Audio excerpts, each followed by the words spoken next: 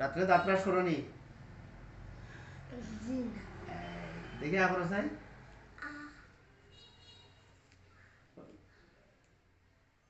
দেখ তুমি সাতান্দ্রে তো নাকর টনসিলর লাগে ওষুধ ছিল তাই খাবার মনে তো না গলা টনসিল লাগে গলা টনসিলর নাকর মাংস বাড়ি গেছে মন খাওয়াইতাম মন কই এটা ওষুধ খাওয়ানি সত্যি এটা খাওয়াইতাম তখন কোনো সমস্যা নাই।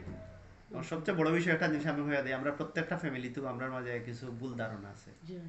আমরা অধিকাংশ ক্ষেত্রেও দেখা গেছে বাচ্চা ধরে সকালবেলা হইলে দাঁত ব্রাশ করে, আর রাত্রে করাই না বাতুত খাওয়াইয়া চকলেট বিস্কুট খাওয়াইয়া অনেক সময় আর নিজের ফ্যামিলি যারা পুরুষ মানুষ যারা আছেন বাজার থাকি চকলেট নেন বিস্কুট নেন বা অন্য কিছু নেই, বাড়ির যারা তখন বাচ্চা নিতে অপেক্ষা করেন বাবা আইবা মামা আইবা চাচা আইবা লইয়া আইবা, এতে কিতা করেন রাত্রে তারা চকলেট খাইন বিস্কুট খাইন ভাত খাইন খাইয়া ঘুমাই থাকেন। এতে করে কিতা জানি এই যে আমরা দাঁতর গুড়ি দাঁতর ফাঁকর মাঝে বাতর টুকরা মাছের টুকরা সবজির টুকরা চকলেটের টুকরা বিস্কুট টুকরা লাগি থাকে, এগুলারে খাওয়ার লাগে আরেক ধরনের ব্যাকটেরিয়া আছে যারা শুধু মুখর ভিতরেই বসবাস করে। আমরা যেমন বাড়িঘরে বসবাস করি তারাও আমরা দাঁতর ফাঁকর মাঝে বসবাস করে, আর আমরা যে সময় ঘুমাই থাকি তখন তারা আমরা এই দাঁতর ফাঁকর মাঝে যে ভাত মাছ সবজি তরকারি মাংস লাগাই থাকে এগুলারে তারা খায়।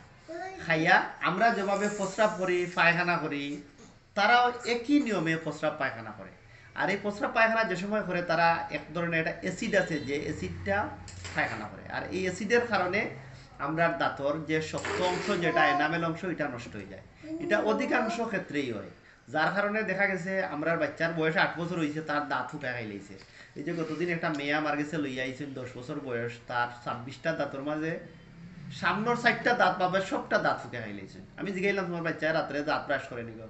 আমার এখন জি না আঙ্কেল আমার বাচ্চা তো রাত্রে দাঁত ব্রাশ করে না। বলে আপনি এখন তাড়াতাড়ি দাঁতর ডাক্তার দেখাও কা, এটারে ডেন্টাল ক্যারিজ হয়, দাঁতর ডাক্তার দেখাও কা, দেখাইয়া যে দাঁতগুলা ফুকে খাইছেন ওগুলার প্রসিডিং করাও কা, আর প্রতিদিন নিয়মিত তারে দাঁত ব্রাশ করাও কা। আমরা আমার একটা পরামর্শ থাকলো, আপনি যে সময় রাত্রে আপনার বাচ্চারে ভাত খাওয়াইবা ঘুমাইতে যাইতে দিবা এখন তাকে অভ্যাস করুক, তারা দাঁত এখনো বালা রয়েছে আর এত দাঁত ফরছে না, যেহেতু দাঁত ফরছে না তার দাঁতগুলা আর ফুকে খাইতে নাই ভবিষ্যতে। আর এখন যেহেতু ডিসেন্ট্রি ডায়রিয়া প্রায় যে আমার কাছে আজকে সকালে আর একটা বাচ্চা লই আইছেন ডায়রিয়া হয়েছে, আপনারা যেটা করণীয় আমরা প্রত্যেকের ঘরে খাওয়ার সেলেন রাখবা, বাচ্চাদের অতিরিক্ত তেলর বাজা ফুড়া খাওয়াইবা না, বিশেষ করে চানাচুর জালমুড়ি এখন ঠান্ডার সময় বাচ্চাদের বেশি খাই চানাচুর জালমুড়িগুলা খাইতে চাই, বা আমরা ওই যে গরম ফিটা চিটা করি ফিটা চিটা খাওয়া, কিন্তু যে ফিটাগুলা আমরা হয়তো ফ্রিজের মাঝে রাখি দিই সকালে ঘুম থেকে উঠি এগুলা গরম করি আমরা বাচ্চাদের খাওয়াই, এগুলা খাওয়াই না জানি এগুলা অত্যন্ত ক্ষতিকর, এগুলা খাওয়াই না।